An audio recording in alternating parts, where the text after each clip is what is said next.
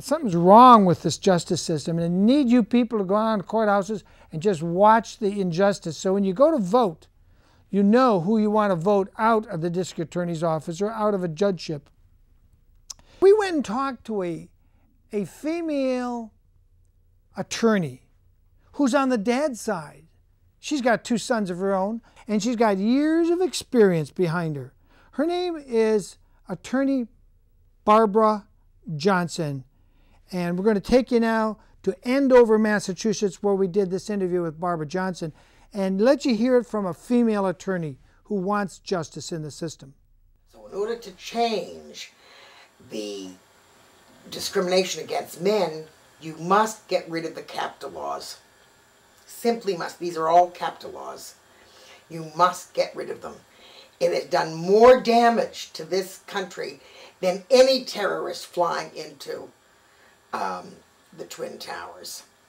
They have ruined a lot more families. There you lost 3,000 people. Here you lose hundreds of thousands of people. Millions. Every year, right? Every year we lose hundreds of thousands of families. Every year.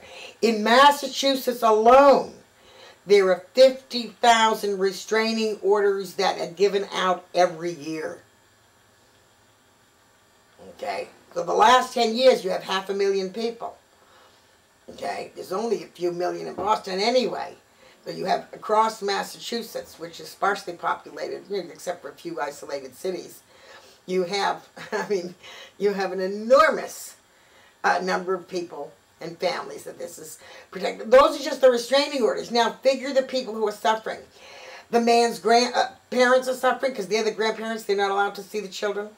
The aunts, the uncles, their cousins.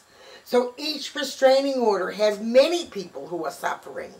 The man is the one who will go to jail, but the rest of his family are in agony. They're in grief. They have been torn apart. They're just tearing families asunder. There's just no excuse for it. Will this country survive if we keep these CAPTA laws in place and this VAWA? Will this country survive, or are we destroying the building bricks of the foundation of this nation? What you have is the demasculinization of men.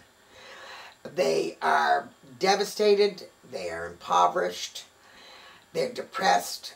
I believe someone by the name of Karen Huffer, I don't know her name exactly, Karen something, I understand, wrote a book on the legal abuse syndrome. And I haven't read it, I just read a synopsis of it, a review here or there about it, but I think she's right. I see it when men call up. They are no longer, Clark Gable is dead, John Wayne is dead, Columbo is old, Ed Asner is criticized, although he might be short and fat, but at least he was, his role in that Mary Tyler Moore show, at least was a masculine role, someone who had values, ideals, energy, activism.